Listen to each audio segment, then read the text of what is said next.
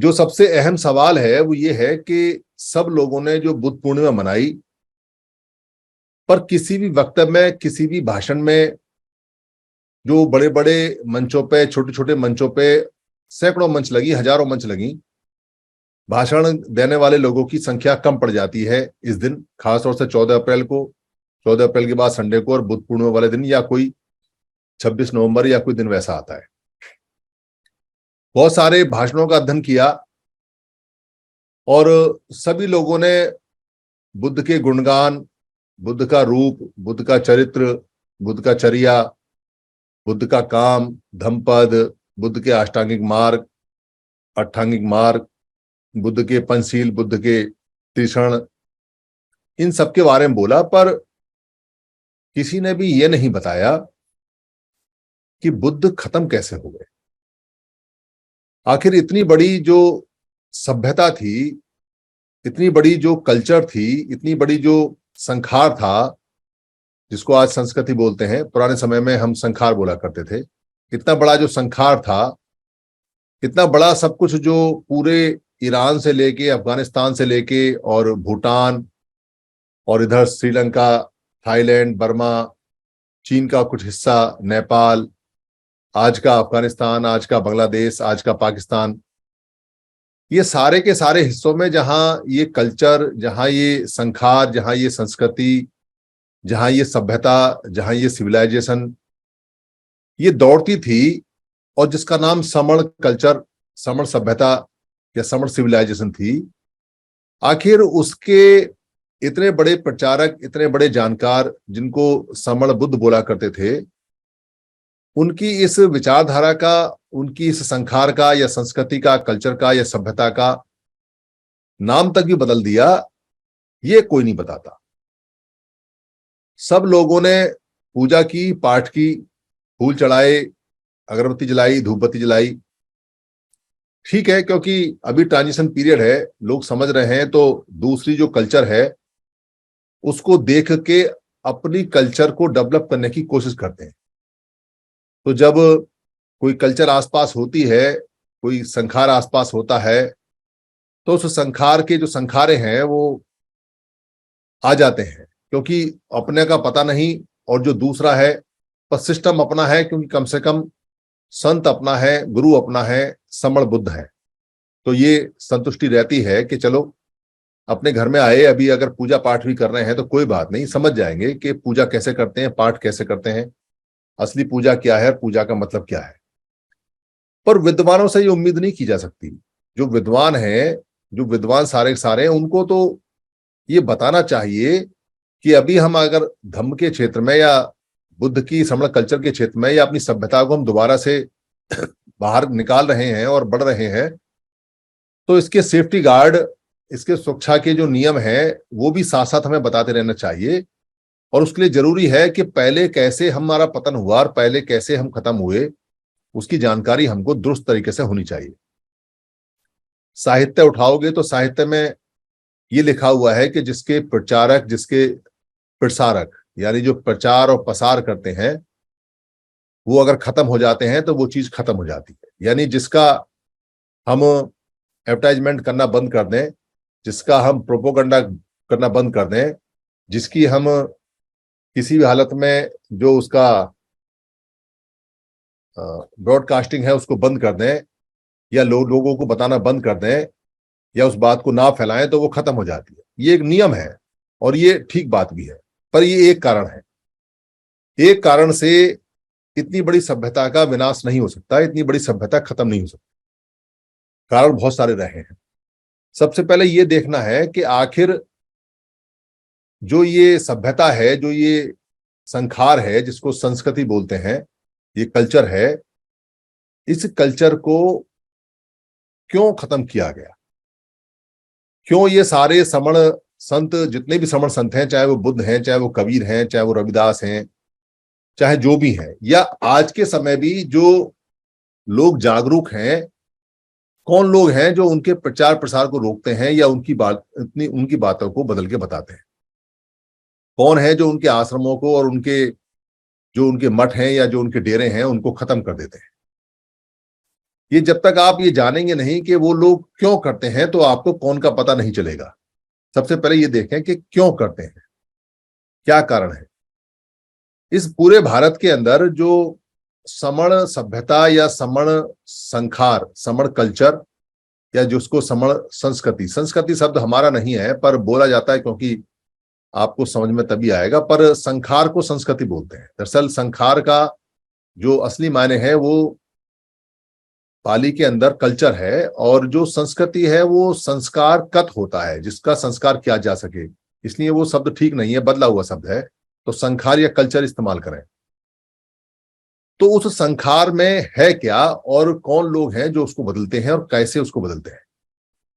तो जाहिर सी बात है कि पूरे सिस्टम के अंदर जहां व्यक्ति सुख और सुविधा चाहता है, विकास चाहता है, तो किन्हीं लोगों का सुख, विकास और सुरक्षा खत्म हो रही होगी इस सभ्यता से, इस कल्चर से, इस संखार से, इन लोगों से। तो उन्होंने इसको बदला।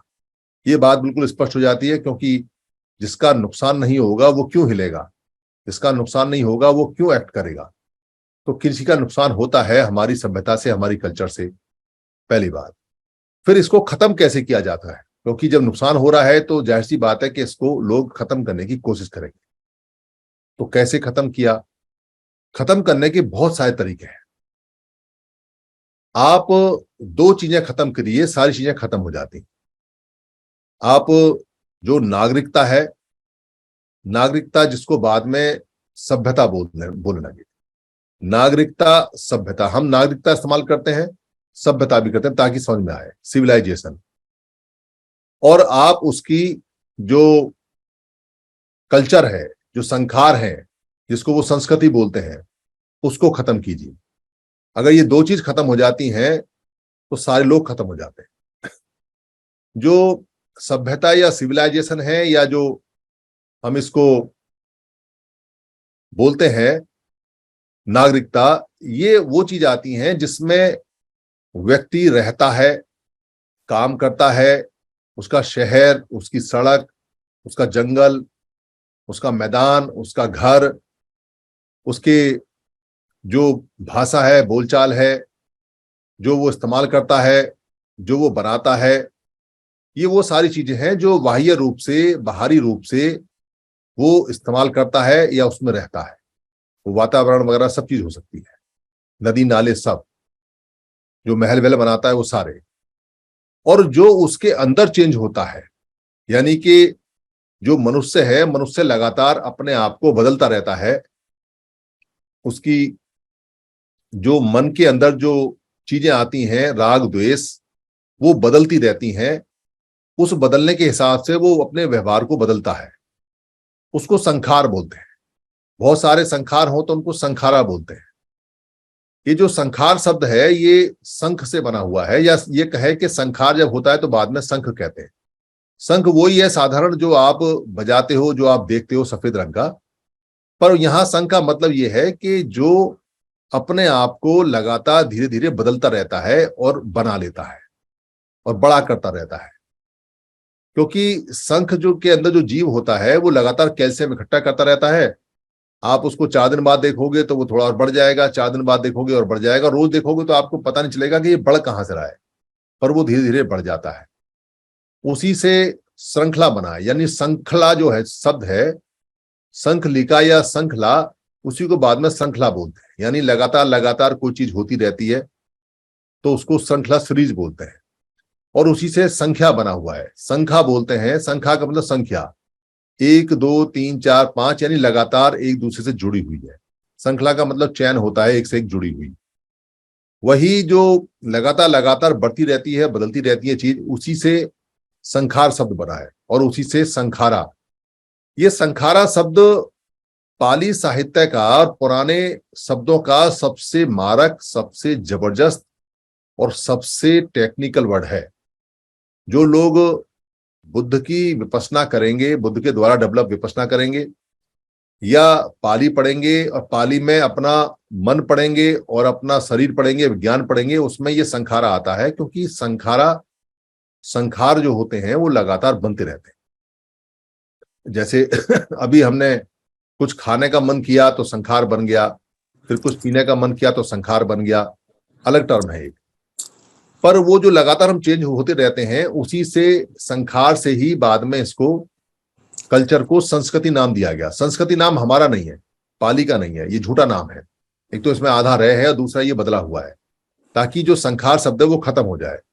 तो संखार शब्द खत्म हो गया और संस्कृति शब्द चल रहा है, इसमें चल गया। आपने देखा होगा कि एक शब्द चलता है संस्करण।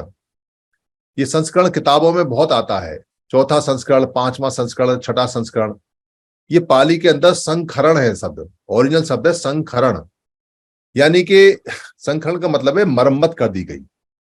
जो संखर शब्द बोलते हैं इसका मतलब है बदलना, और जो संखरण है इसका मतलब इसका जो रेस्टोरेशन है, इसका बदलाव है, वो कर दिया गया है।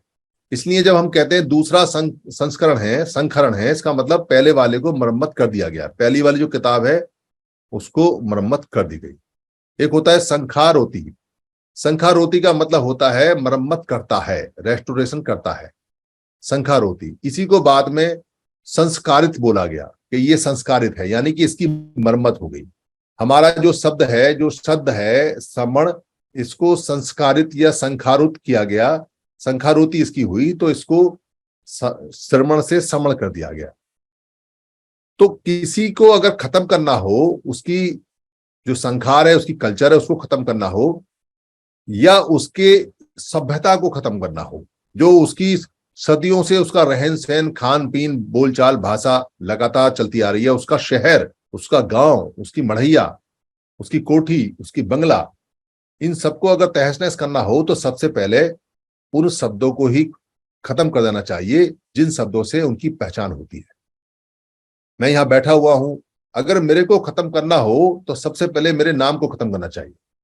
जब मेरा नाम ही रहेगा तो एक आइडेंटिटी जो मेरी सोसाइटी के अंदर है वो खत्म हो जाएगी। कौन मुझे जानेगा, कौन मुझे पहचानेगा? मेरा जो ये आवाज, मेरा चौरा, ये जो भी कुछ है, ये सब नाम से आता है। जैसे ही मेरा नाम किसी के जहन में आता है, दिमाग में आता है, वो मेरा चेहरा, मोहरा, नाक, चश्मा, बाल, कान, बोलने का, आवाज का फ्रिक्वेंसी, मेरा शरीर, लंबाई, चौड़ाई, या जो मैंने बोला, जो बताया, क्या मूवमेंट है, क्या नहीं, वो सब, मैं कहाँ रहता हूँ, क्या खाता हूँ, क्या पीता हूँ, वो उसको सारा का सारा आइडेंटिफाई हो जाता है सिर्फ एक नाम से ही। यानी नाम खत्म कर दोगे तो आप पहचान नहीं सकते कि मैं कौन हूं। किसी को जब तक नाम नहीं बताओगे कि हमारा समण संघ क्या है, उसके दिमाग में समण संघ नहीं आएगा। तो समण शब्द को ही खत्म कर दोगे, समण संघ को ही खत्म कर दोगे, तो पूरी सभ्यता खत्म हो जाती है, नष्ट हो जाती है।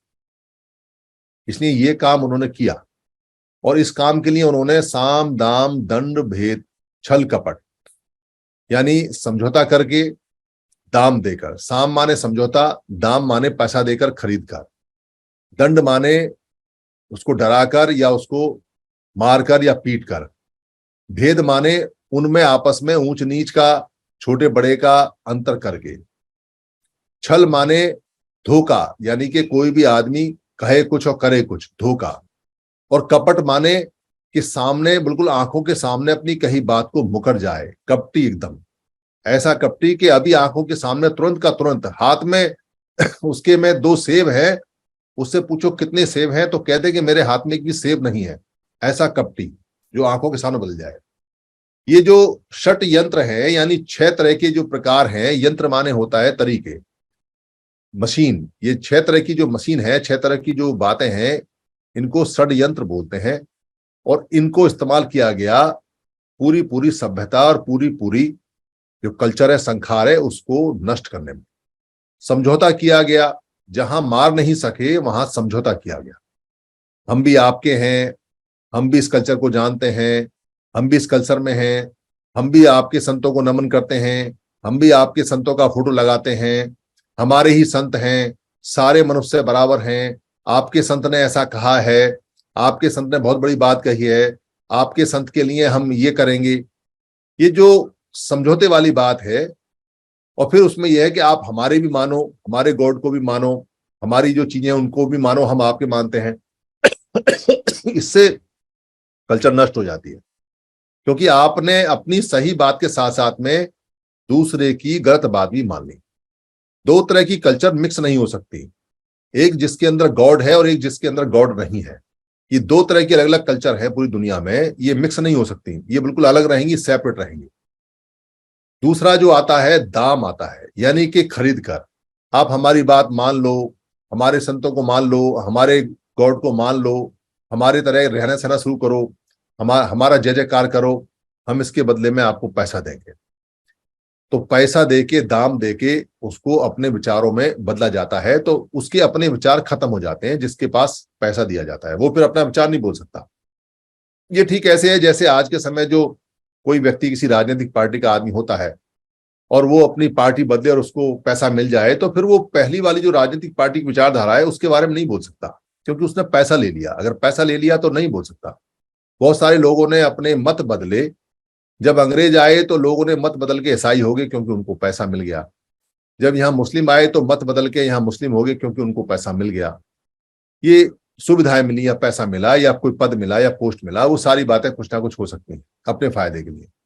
तो साम हुआ, दाम हुआ, दंड हुआ। दंड में जब आदमी को ये कहा जाता है कि हम तुझे छोड़ेंगे नहीं, तुझे मार देंगे, तुझे पीट देंगे, तेरा ये सामान छीन लेंगे, तेरी ये सुविधा छीन लेंगे, तेरा ये पद छीन लेंगे, तेरा ये अधिकार छीन लेंगे, तेरी ये सारी बातें छीन लेंगे, हम तुझे करने नहीं देंगे, तू यहाँ आ नहीं सकता, जा नहीं सकता, बैठ नहीं सकता, उठ नहीं सकता, खा नहीं सकता, पी नहीं सकता, रह नहीं सकता, तालाब को छू नहीं सकता, जमीन पे चल नहीं सकता, थूकेगा भी नहीं, झाड़ू भी नहीं। ये जो दंड की जो चीजें होती है उसमें आदमी जो टूट जाते हैं, वो अपनी सभ्यता, अपनी कल्चर को छोड़ देते हैं, अपनी नागरिकता को छोड़ देते हैं और दूसरे की व्यक्ति की मान लेते हैं कि जिंदा तो रहे कम से कम।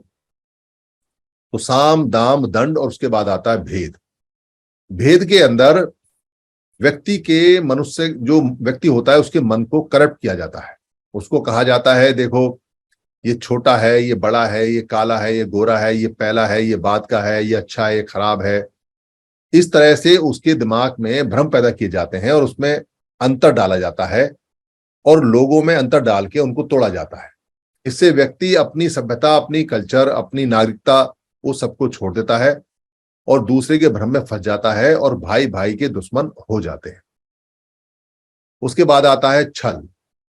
छल के अंदर जो व्यक्ति होता है वो उसको छलता है, कोई भरोसा दिलाता है और भरोसा दिलाने के बाद उस भरोसे को तोड़ देता है, अपना प्रॉमिस पूरा नहीं करता। मैनिफेस्टो में कुछ और लिखेगा जैसे चुनावों में होता है, पर करता कुछ और है। भाषणों में कुछ और बोलेगा पर करता कुछ और है।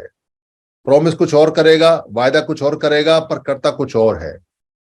तो ये जो कहते कुछ है और करते कुछ है, इसको छल बोलते हैं। और ये छल वाले जो लोग होते हैं, कहते हैं वो छलिया है, छल गया। तो ऐसे लोग छलनी होते रहते हैं, छलते रहते हैं, उनमें छेद होते रहते हैं और वो धीरे धीरे खत्म होते रहते हैं, उनकी सभ्यता भी सारी सारी खत्म हो जाती है। और आखिर में आता है कपट, यानी कि आंखों के सामने ही वो आपकी सभ्यता को बिल्कुल मानने से इनकार कर देंगे और अपनी श्रेष्ठ बताएंगे, अपनी नागरिकता श्रेष्ठ बताएंगे, और आप कुछ भी कहते रहो वो आपकी बात को, सही बात को नहीं मानेंगे। इन 6 के 6 जो यंत्र हैं, इनको कैसे इस्तेमाल किया गया, इनको कैसे चीजें पूरी पूरी करके पूरी सभ्यता और पूरी कल्चर को नष्ट किया गया, इसके एक एक उदाहरण, एक एक चीजें बिल्कुल स्पष्ट स्पष्ट आपको दिखाई देती चली जाएंगी। भारत के अंदर जो लोग आए, जैसे मुगल आए, तो मुगलों ने जो भी बाहर से आता है वो सब तरह के हथियार आजमाता है, चाहे वो मुगल हो, चाहे वो अंग्रेज हो, चाहे वो पोर्चुगीज हो, चाहे वो पहले वाले जो 13 प्रकार के लोग आए वो हैं, या अभी और भी जो लोग कोई आएगा वो हैं। वो सब यही काम करते हैं क्योंकि उनको जिंदा रहना है और जिंदा रहने के लिए उनकी संख्या ज्यादा रहनी चाहिए और बाकी की जो संख्या है वो कम रहनी चाहिए। इसलिए बुद्ध की जो सभ्यता और बुद्ध के जो कल्चर, या बुद्ध के जैसे संतों की, समण संतों की, समण धर्म की, क्योंकि समण धर्म के अंदर समण बहुत सारे संत आते हैं, उसमें बुद्ध भी आते हैं, उसमें कबीर भी आते हैं, उसमें रविदास भी आते हैं, उसमें चोखा मेला भी आते हैं, नामदेव भी आते हैं, सतनामी भी, गुरु घासीदास भी आते हैं, उसमें बिरसा मुंडा भी आते हैं। बहुत सारे लोग हैं जिन्होंने फाइट किया, उनकी संख्या हजारों में है, नाम गिने नहीं जा सकते क्योंकि उनके इतिहास मिटाए हुए हैं, पर वो लाखों की संख्या में पैदा हुए और लाखों की संख्या में वो लड़ते हैं और काम करते हैं। तो उनको हटाने के लिए, उनको खत्म करने के लिए ये सारी की सारी चीजें वो लगातार लगातार इस्तेमाल करते रहते हैं। और जब वो सारी चीजें लगातार इस्तेमाल करते रहते हैं तो ये सभ्यताएं और ये जो कल्चर हैं ये खत्म हो जाती हैं, इनका पता भी नहीं चलता। और जब इनका पता नहीं चलता तो लोग, इस सभ्यता और कल्चर वाले जो रिच लोग थे वो गरीब हो जाते हैं, और उनको इस बात का भी अंदाजा नहीं होता कि वो कितने, उनकी कल्चर, उनकी नागरिकता, उनकी सभ्यता कितनी महान थी और कितनी बड़ी थी। पर समय बदलता रहता है, जैसे कूड़े के दिन बदलते हैं और कूड़ा भी कुछ सालों में पलट जाता है, वैसे ही सभ्यताएं भी आती जाती रहती हैं, कल्चर भी आती जाती रहती हैं। इससे घबराना नहीं चाहिए। पर यह होता तभी है जब आप सारे के सारे इकट्ठे हो जाओ।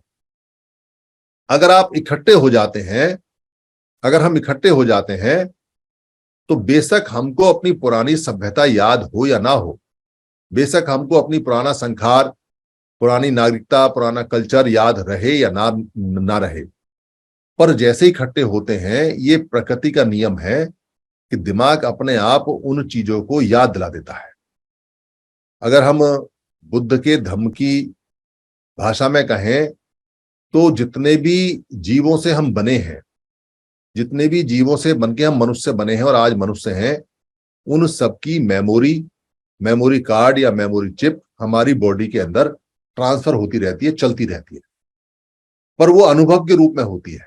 अनुभव के रूप में ऐसे कि हमने जितने अनुभव लिए हैं वो अनुभव दर्ज होते रहते हैं शरीर में, और लास्ट वाला जो जीव बनता है, यानी जैसे मैं इस समय हूं, तो मेरे पुराने जितने भी बॉडी जैसे जैसे डेवलप हुई है उसके सारे के सारे अनुभव दर्ज रहते हैं, वो मुझे पता रहते हैं। इसलिए जो बच्चा पैदा होता है और जब बच्चा बड़ा होना शुरू होता है, तो आप देखो कि बच्चों को कुछ बातें ऑटोमेटिक पता रहती कि उसको माँ का दूध पीना है, और उसे दूध नहीं मिलेगा तो उसे रोना है। ये उसे कौन सिखाता है? क्योंकि ये उसके जीन में चल के आता है, पहले से आता है, ये बुद्ध ने बताया हुआ है। इसलिए सारी मेमोरी हमारी ऑटोमेटिक खुल जाती है। पर वो खुलती जब है, जब आप 3 बातों से मुक्त हो जाओ। 3 बातें कौन सी हैं? 3 बातें हैं कि सबसे पहले आप इस बात से मुक्त हो जाओ कि आपको खाना इकट्ठा करना है। जिस व्यक्ति को पूरे दिन रात ये चिंता रहती है कि उसको शाम का रोटी कहां से मिलेगी और उसको सुबह की रोटी कहां से मिलेगी, वो चिंतन नहीं कर सकता, वो सोच नहीं सकता, वो अपनी मुक्ति का रास्ता नहीं खोज सकता, उसका दिमाग आगे नहीं चलता। इसलिए भूख सबसे पहला जो बेसिक इंस्टिंक्ट है, यानी जो पहली जरूरत है, जो को पहली प्राकृतिक जरूरत है मनुष्य की या जानवर की, वो है खाना। उसको खाना चाहिए। खाना मिलने के बाद में शरीर को रिपेयर करना होता है, तो दूसरी चीज है उसको आराम चाहिए, उसके शरीर को रेस्ट चाहिए, चाहे भले सोए या ना सोए, पर शरीर उसका स्थिर रहे। जैसे बुद्ध कभी सोते नहीं थे, बुद्ध की आंख नहीं बंद होती थी, पर बुद्ध सिंहासन में लेटते थे, क्योंकि उनको अपने शरीर को रिपेयर करना होता था, और शरीर जब रुक जाता है तो उसकी सेल्स अपने आप को मरम्मत कर लेती हैं और वो शरीर ठीक हो जाता है। और तीसरी चीज है मनुष्य के लिए और जानवर के लिए कि वो अपना रिप्रोडक्शन करे। यानी खाना मिल गया, उसका शरीर आराम कर गया, रिपेयर कर गया, तो अब उसकी चिंता रहती है कि उसका जो अस्तित्व है वो बना रहे, और अस्तित्व बने रहने के लिए उसके जैसे और जानवर या उसके जैसे और लोग आए, और वो रिप्रोडक्शन करता है। तो जब रिप्रोडक्शन करता है तो और बच्चे पैदा होते हैं। ये उसकी 3 बेसिक इंस्टिंक्ट हैं जो उसे चाहिए। और जो मनुष्य होता है उसकी एक चौथी इंस्टिंक्ट और भी है, और वो ये है कि उसको मानसिक आजादी चाहिए। जितने भी जानवर हैं, जो भी है, पर मनुष्य को शारीरिक के साथ साथ मानसिक आजादी भी चाहिए। ये मानसिक आजादी वाला जो मैटर है ये सबसे ज्यादा इंपॉर्टेंट है, क्योंकि जिसके मन को गुलाम बना देते हैं उसकी सारी चीज गुलामी में चली जाती है। तो ये सारी चीजें अगर आपकी हैं तो आप संघ के बारे में सोच सकते हैं, समर्थ धर्म के बारे में सोच सकते हैं, संतों के बारे में सोच सकते हैं। पर अगर आपकी सारी चीजें ये छीन ली जाएं, फिर आप किसी काम के नहीं बन सकते। यही हुआ, जो धम्म हमारा गया, जो हमारा समण संघ हमारा गया, या जो हमारी समण सभ्यता या समण कल्चर या समण नागरिकता है वो हमारी गई, उसका कारण यह था कि हमारी जो स्थिति है वो धीरे धीरे करके यहां तक आ गई कि हमको मरे हुए जानवर के मांस के ऊपर डिपेंड रहना पड़ा। और ये एक दिन में नहीं हुआ है, ये कई सौ सालों में हुआ है, और लगातार दूसरे लोगों के प्रयास से हुआ। प्रयास तो सभी करते हैं, अपने बेटरमेंट के लिए सभी प्रयास करते हैं, इसका ना बुरा मानना है ना अच्छा मानना है। इस बात की दुहाई नहीं देती है कि मनुष्य ने मनुष्य के साथ क्या किया। ये वॉर के अंदर, युद्ध के अंदर ये बातें नहीं चलती। जब युद्ध होता है और लड़ाई होती है तो वहां ये नहीं देखा जाता कि मनुष्य मनुष्य के साथ क्या कर रहा है। जब मामला सुख का, सुविधाओं का और बिना मेहनत करे खाने पीने का है तो वहां आदमी के अंदर जानवर वाले सारे गुण निकल आते हैं बाहर, वो सब अंदर होते हैं मौजूद। इसलिए बुद्ध ने बताया है कि राग और द्वेष का पुतला होता है मनुष्य, उसके अंदर सारे व्यवहार होते हैं। तो ये सारी चीजें छीनी गई। ये सारी चीजें छीनने के लिए ये 6 हथियार अपनाए गए, साम दाम दंड भेद छल कपट। इनका उद्देश्य ये था कि हमारा खाना खत्म हो जाए तो हमारा शरीर खत्म हो जाएगा। अगर हमारा शरीर खत्म हो जाएगा तो हमारे अंदर स्वस्थ मन नहीं होगा, स्वस्थ मस्तिष्क नहीं होगा, तो हम चिंतन मनन नहीं कर पाएंगे, तो हम कुछ कर ही नहीं सकते। बुद्ध का भी पहला यही नियम था। उन्होंने भी ये देखा कि अगर मैं मर ही गया तो किसको बुद्धत्व प्राप्त होगा, किसको धर्म मिलेगा, फिर तो शरीर खत्म हो जाएगा। इसलिए पहले शरीर को बचाओ। तो शरीर को बचाने का प्रयास पहले किया, और जिनके शरीर नहीं बचते हैं वो कोई चिंतन मनन नहीं कर सकते। इसलिए अधिकतर हमारे लोगों की हालत ऐसी है कि उनको ये नहीं पता कि वो है क्या और क्या नहीं है। उनको ये नहीं पता कि वो मनुष्य हैं या जानवर हैं, क्योंकि उनको इस स्थिति में पहुंचा दिया गया है और वो बहुत धीरे करके पहुंचाया है। पर जिन लोगों को ये जानकारी हो गई है कि अब हम मरने वाले हैं, हमारे बच्चे मरने वाले हैं, या हमारी स्थिति फिर वही आने वाली है जो हमारी पहले थी, हमारा खाना लगभग छीना जा चुका है, हमारा जो खाने मिलने के संसाधन थे वो काम से होते हैं, हमारे पास काम होगा तो हमको पैसा मिलेगा, और पैसा मिलेगा तो हमें खाना मिलेगा, पर काम ही छीन लिया है तो काम नहीं मिलेगा तो पैसा कैसे मिलेगा। जो काम हम करते थे वो सिर्फ एक काम हमारा था कि हमको फिलहाल में नौकरियां मिलती थी। सरकारी नौकरियां वो ज्यादा अच्छी थी, प्राइवेट नौकरियां ठीक है पर उनमें ज्यादा नहीं मिलता, उनमें शोषण होता है। इसके अलावा हमारे पास में और कोई संसाधन अभी है नहीं। वो नौकरियां हमको मिलती थी आरक्षण से। आरक्षण नहीं हटाया क्योंकि चुनावी कार्यक्रम हो सकता है, चुनाव में फर्क पड़ जाएगा वोटों का, इसलिए आरक्षण तो रखा, पर जो जहां नौकरी मिली थी जिन डिपार्टमेंटों में, विभागों में, वो सरकारी डिपार्टमेंट और विभाग बेच दिए। इसलिए आरक्षण है पर नौकरी नहीं मिलेगी। हमारे पास में खेत खलियान नहीं है, हमारे लोग उसमें मजदूरी करते हैं, बेगारी करते हैं, पिटते हैं, मारे जाते हैं। किसी खेत में घुसते हैं तो वहां घास काटते हैं, घास काटने की वजह में बड़ी बड़ी कीमतें देनी पड़ती है हमारी माताओं बहनों को। बहुत सारी दिक्कत हमारी वहां होती है। हमारा व्यापार छोटे शहर में नहीं चल सकता क्योंकि वहां जात के आधार पर चलता है, और वो लोग जात के आधार पर व्यापार को स्वीकार नहीं करते, ना ही वहां चल पाता है। हमारे पास में कोई इंडस्ट्री नहीं है, हमारे कोई इंडस्ट्री के मालिक नहीं है, अगर है भी तो कहीं हम लेबर ही हैं, और लेबर का शोषण होता है। 12 घंटे काम, और हमको 12 घंटे काम के अंदर कुछ नहीं मिलता जो हम आगे का पेट भी भर सकें पूरा, या अपने मन मस्तिष्क को ठीक कर सकें, या शरीर को ठीक कर सकें। हमारे पास में कोई ऐसा धार्मिक रास्ता नहीं है कि हम दुनिया के बाकी बुद्धिस्ट कंट्री हैं उनसे मिलके उनसे मदद मांग सकें, या उन देशों के अंदर हम नौकरी कर सकें, क्योंकि हम बिखरे हुए लोग हैं। और राजनीतिक पार्टियां हमारी हजारों हैं, उन राजनीतिक पार्टियों का वोट इतना बटा हुआ है कि वो बार्गेनिंग नहीं कर सकती। वो किसी के हाथ पैर जोड़ के कुछ सीटें तो मिल सकती हैं उनको, पर हमें कोई फायदा उसका हुआ नहीं। ये सारे अधिकार हमारे चले गए, और चले क्या गए, ये पूरा एक सिस्टम काम करता है। ये सिस्टम काम करता है कि हमको खाना नहीं मिलना चाहिए। अगर खाना मिलेगा तो हमारा दिमाग चलेगा, खाना मिलेगा तो हम फिर मुक्ति के रास्ते की तरफ सोचेंगे।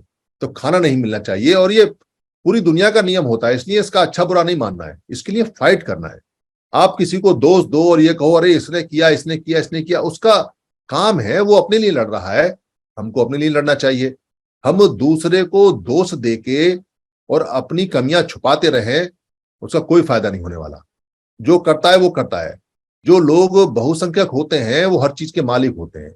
जो संघ में रहते हैं, जिनकी संख्या ज्यादा होती है, उनकी इंडस्ट्री भी होती है, उनका देश भी होता है, उनकी जमीन भी होती है, उनका सेना भी होती है, उनकी पुलिस भी होती है, उनके सरकारी दफ्तर भी होते हैं, उनके प्राइवेट दफ्तर भी होते हैं, उनके सब होते हैं।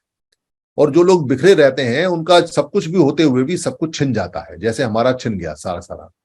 और ये ऐसे नहीं छिना है, किसी ने छीना होगा जबरदस्ती, कोई तलवार की ढाल पे या कैसे, कुछ कुछ कुछ घटनाएं होंगी, पर पैसा दे के बाकायदा खरीदा गया है। हमारी जमीनें जो ली गई हैं, कुछ होके फर्जी साइन अंगूठा करा के ले लिए गए होंगे, पर अधिकतर छोटी मोटी रकम दे के भगा दिया गया है। ऐसी रकम जो हमने मांगी नहीं पर जबरदस्ती दे दी गई, ताकि हम ये ना कह सकें कि हमको हमारे साथ कोई जाति हुई है। ये सिस्टम चलता है, पूरी दुनिया में चलता है। इसलिए यहाँ जो तरीके हैं और जो बताए जाते हैं बुद्ध को खत्म करने के, उनको कोई नहीं बताता कि बुद्ध की सभ्यता, बुद्ध की कल्चर, या समण धर्म की, या समण संघ की, या समणों की जो सभ्यता है, समणों की जो नागरिकता है, समणों के जो नगर थे, वो नगर से शहर के कोनों तक कैसे आ गए। कोई नहीं बताता इस बात को। और कोई बताता इसलिए नहीं है क्योंकि अगर बताएगा तो काम करना पड़ेगा, खाली भाषण देना बड़ा आसान है। इसलिए समण संघ के अंदर ये बातें बाद में बताई जाती हैं, पहले कहा जाता है कि भाई आप इकट्ठे हो जाओ, क्योंकि इन सारी बीमारियों का एक इलाज है बस, और वो है इकट्ठे रहना। कोई व्यक्ति कितना भी विद्वान हो, वो बहस कर सकता है कि जी इकट्ठे होकर कैसे जीतेंगे। तो हम उससे एक ही बात पूछते हैं कि ये बताओ कि जो तुम काम करोगे क्या उसके लिए इकट्ठे होने के लिए नहीं कहते हो क्या? तो वो चुप हो जाता है। अरे तुम राजनीतिक पार्टी की बात करोगे, तुम करोगे कि ताला चाबी खुलेगा, राजनीतिक सारे अधिकार मिलेंगे। हम मना नहीं करते इस बात से, सारे अधिकार तो नहीं मिलते पर कुछ अधिकार मिल जाएंगे। तो राजनीतिक ताले चाबी खोलने के लिए तो तुम्हें बहुत सारी चाबियां चाहिए, बहुत बड़ा संघ चाहिए, बहुत सारे लोग चाहिए। बिना अपने लोगों के कैसे ताला खोलोगे? अगर इकट्ठे नहीं होगे, संगठित नहीं होगे, तो क्या करोगे? हजारों ताले चाबी बना रखे हैं तुमने, हजारों पार्टियां बना रखी हैं, सब अपना अपना ताला चाबी खोलने में लगे पड़े हैं। कोई राजनीतिक पार्टी ये नहीं कहती कि हम बड़े मूर्ख लोग हैं, हमने इतने सारे ताले बना दिए, इतने सारे चाबी बना दिए। हर राजनीतिक पार्टी का आदमी यही कहता है कि सारे तालों की चाबी राजनीति है। अरे ये क्यों नहीं कहते कि तुम इतने मूर्ख लोग हो कि तुमने इतने सारे ताले बना दिए हैं कि किस किस की चाबी खोले और किस किस के ताले खोले, ये तो बताओ, और इससे होना क्या है? अरे एक ताले की चाबी और एक ताला ही तो खोलना था। पर ये कभी नहीं कहते कि एक ताला खोलना और एक चाबी, क्योंकि ये कहेंगे तो अपनी पार्टी बंद करनी पड़ेगी, तो अपना धंधा बंद करना पड़ेगा। इसलिए सारे चुप रहते हैं। एक भी बार कोई ये नहीं कहता अरे ये जो ताले चाबियां बहुत सारे हो गए हैं, इन ताले चाबियों को सबको लोहे को पिघला के एक ताला चाबी बनाओ, इन सारे राजनीतिक पार्टियों की एक पार्टी बनाओ। कोई नहीं कहता। इतने मक्कार लोग हैं, आधी बात बताते हैं, आधी खा जाते हैं। और हम इतने मूर्ख हैं कि पूछते नहीं उनसे भाई कौन सा ताला खोलना है, कौन सी चाबी खोलनी है, पहले डिसाइड तो कर लो कौन इसका मालिक है कौन नहीं है। ये समस्या लगातार बनी रहती है। वैसे ही कल जो हमारा धर्म का कार्यक्रम हुआ, हमको कोई मदद नहीं मिलने वाली जापान से, हमको कोई मदद नहीं मिलने वाली कोरिया से, हमको कोई मदद नहीं मिलने वाली चीन से, हमको कोई मदद नहीं मिलने वाली जर्मन में इतने बुद्धिस्ट हैं उनसे, हमको कोई मदद नहीं मिलने वाली अमेरिका के अंदर इतने बुद्धिस्ट हैं उनसे। दुनिया में बड़े रिच बुद्धिस्ट हैं, इतनी रिच कल्चर है, इतना पैसा है, इतनी इंडस्ट्री है उनके पास में। जापान में तो आदमी नहीं है काम करने वाले, वहां नौजवानों की संख्या बड़ी कम हो गई है, उनको नौजवान चाहिए। उनको बुद्धिस्ट नौजवान मिल जाए तो अच्छी बात है, पर हमारी कल्चर ही नहीं है। हमारा तो सारे के सारे जो धर्म के कार्यक्रम लगे वो चंदे तक सीमित है। बस एक कार्यक्रम कर लिया, कोई 10वां कर रहा है, कोई 11वां कर रहा है, कोई 7वां कर रहा है, कोई 8वां कर रहा है, नंबर बना रहे हैं, काउंटिंग कर रहे हैं। अरे मैंने तो तुमने बुद्ध का काम कौन सा किया? अगर ये लड़कों को रोजगार नहीं मिले और तुम सब इकट्ठे होके पूरी दुनिया से अपना रिलेशनशिप नहीं बना पाए तो डॉक्टर अंबेडकर का सपना कहाँ पूरा हुआ? डॉक्टर अंबेडकर ने आपको बताया कि ये धर्म आपका है, इस देश का धर्म है और पूरी दुनिया में गया हुआ है। पूरी दुनिया के धार्मिक लोग अपना उधार चुकाने के लिए भारत की तरफ देखते हैं कि भारत के कुछ लोगों की मदद की जाए, पर किसकी करें, वो कहाँ करें? यहाँ तो सारा टुकड़ों में बटा हुआ मामला है, आपस में लड़ रहे हैं, एक सिस्टम नहीं। जब नागपुर में डिसाइड हुआ कि एक शहर, एक बुद्ध और एक वंदना होनी है, तो कोई करने को तैयार नहीं है। सब अलग अलग ही करेंगे, अलग अलग काम करेंगे। बस इतना ही उनका तुष्टिकरण है, इतना ही सेटिस्फेक्शन है कि हमने एक कार्यक्रम लगाया, अब अगले साल फिर लगाएंगे। इस बार हमारा 10वां, अगली बार हमारा 11वां, फिर हमारा 12वां, और बहुत बढ़िया कार्यक्रम हुआ इस बार तो, बहुत बढ़िया ऐसा भाषण हुआ और ये हुआ और वो हुआ और ये फोटो और ये वीडियो, और बस एक दिन का बुद्ध और उसके बाद में काम खत्म हो गया। ये बुद्ध का कल्चर नहीं है, ये बुद्ध की सभ्यता नहीं है। बुद्ध की सभ्यता 365 दिन की है। जो बुद्ध का कल्चर है वो 365 दिन का है, और वो पूरी दुनिया का है। पर पूरी दुनिया में तो हम गए नहीं, और जाए कैसे? जब तक इकट्ठे नहीं होंगे, बाहर वाले लोग किससे बात करें, किसके जाए? वो बाहर वाले लोगों के पास मीडिया जाता है, वो परेशान हो जाते हैं। अरे हर आदमी अलग अलग काम कर रहा है, ना तो भिक्षु संघ है और ना ही कोई उपासकों का संघ है। तो उपासक संघ नहीं, भिक्षु संघ नहीं, तो कैसे काम करे? ये समस्याएं लगातार लगातार लगातार लगातार चलती रहती हैं।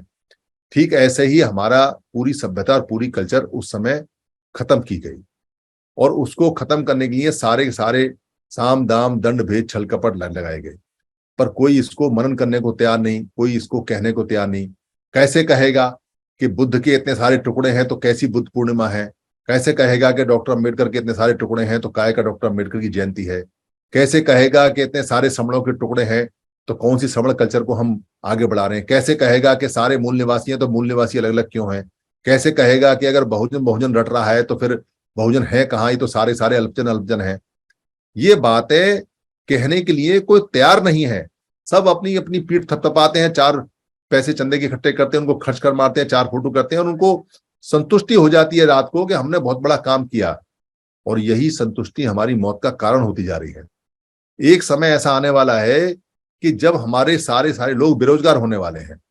अभी 5 साल के अंदर महानगरों के अंदर जो मोटरसाइकिल स्कूटर ठीक करने वाले जो मिस्त्री हैं वो खत्म हो जाएंगे, क्योंकि अब ईवी आ गया है, इलेक्ट्रिकल व्हीकल आ गया है और उसके अंदर इंजन नहीं होता।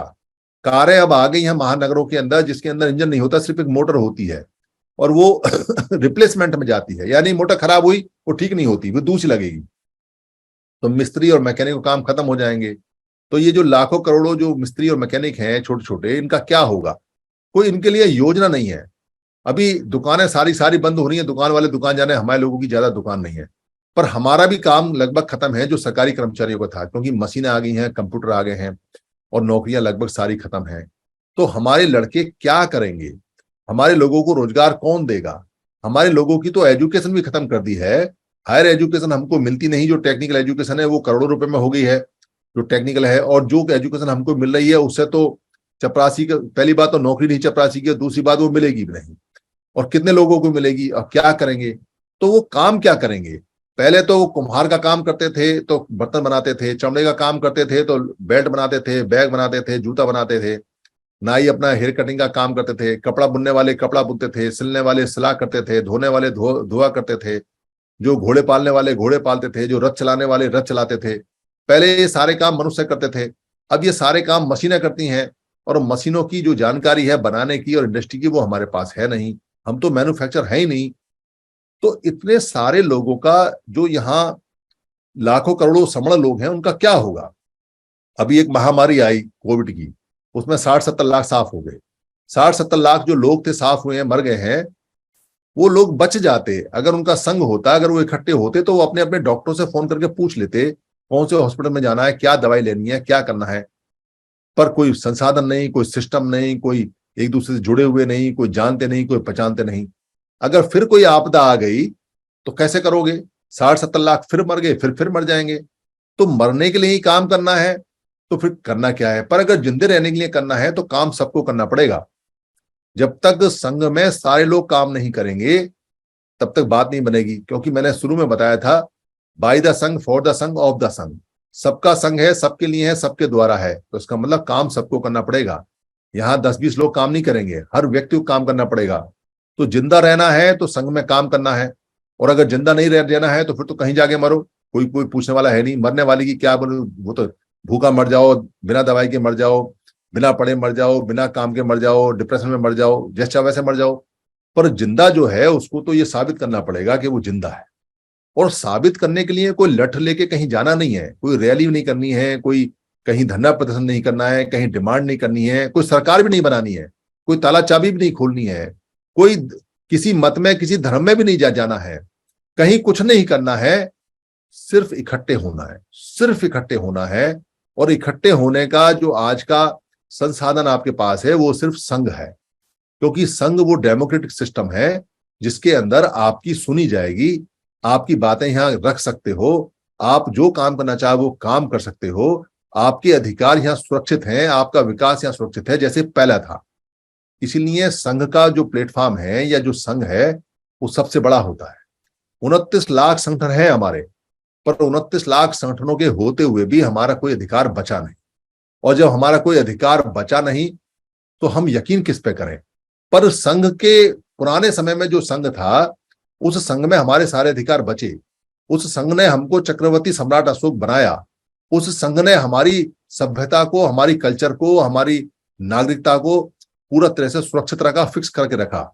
उसी संघ की कल्चर की वजह से, उसी संघ के तरीके की वजह से, उसी संघ के संखार की वजह से हम आज तक जीवित हैं। उसी संघ के, उसी जो जितने भी हमारे समण महापुरुष रहे हैं, उन्हीं की बातों से और सेम बात रही है, आज तक हम जिंदा हैं। और वही जो समण संत हैं जो डॉक्टर बाबा साहब के नाम से यहाँ आए, उन्होंने भी वही सिद्धांत दिए और सारे सिद्धांत वो देके वही संविधान में उन्होंने लिखे और वही संविधान पास हुआ और वही संविधान भारत में लागू हुआ। उस संविधान से हमें सारे राइट मिल सकते हैं, सारी चीजें मिल सकती हैं, पर उसके लिए आपको संविधान की वो शर्त माननी पड़ेगी जिसमें संविधान ये कहता है कि दिखाओ अपनी संख्या भारी और ले जाओ अपने अधिकार सारे। तो आपको अपनी संख्या दिखानी पड़ेगी और संख्या संगठनों में नहीं है। संगठन कोई सा भी अपनी संख्या नहीं बताता और वहां संख्या है भी नहीं, और वो संगठन खुद एक दूसरे के दुश्मन है। 29 लाख संगठन है, उनसे बात नहीं बनने वाली है। अगर बात बनेगी तो खुद के इकट्ठे होने से बनेगी। और हम कब इकट्ठे हुए थे? जब 2 अप्रैल 18 को हमारा अधिकार चला गया, उस समय हम इकट्ठे हुए। उस समय ना कोई नेता आया, ना कोई संगठन आया, ना कोई मंत्री आया, ना संतरी आया, ना सरकार आई, ना ही कोई धम्म आया, ना ही कोई धम्मिक आया, ना ही कोई संत का अलग आदमी आया, पर सारे आए। सारे संतों के लोग आए, सारे मठों के लोग आए, सारे जितने भी आम आदमी है सब आए, अलग अलग भाषा के लोग आए, अलग अलग जाति के आए, अलग अलग वर्ग आए, पर जाति छोड़ के आए, वर्ग छोड़ के आए, अपना धर्म छोड़ के आए, अपना मत छोड़ के आए, अपना अहम छोड़ के आए, अपना वहम छोड़ के आए, अपना ईगो छोड़ के आए और सड़क पे आगे इकट्ठे तो हुए थे। कौन सा कहीं पे उन्होंने गोलियां चलाई, कौन सा, बल्कि लोगों ने उनके इकट्ठे होने की ताकत पे उनके ऊपर गोलियां चलाई। अरे ये इकट्ठे हो गए, इनको अपनी ताकत का एहसास हो गया, अरे हाथी जाग गया, अरे शेर जाग गया, अरे ये लोग जाग गए, अगर ये समण लोग सारे जाग गए, डर गए लोग। तो डरे डरे हुए लोगों ने हमारे निहत्थे लोगों पे गोलियां चलाई, पर हमारा काम बन गया। फिर हमको एक रास्ता पुराना याद आ गया कि अगर हम 4 घंटे के लिए इकट्ठे हो सकते हैं तो हमारा एक अधिकार बचता है, अगर हम परमानेंट इकट्ठे हो जाएंगे तो हमारा कोई अधिकार जाएगा ही नहीं। फिर हमने आंख उठा के देखा कि बाकी लोग क्या कर रहे हैं, तो हमने ये देखा कि बाकी लोगों ने संघ बना रखे हैं। सिखों ने अपना संघ बना रखा है, उनके अधिकार उनके घर पहुंच जाते हैं।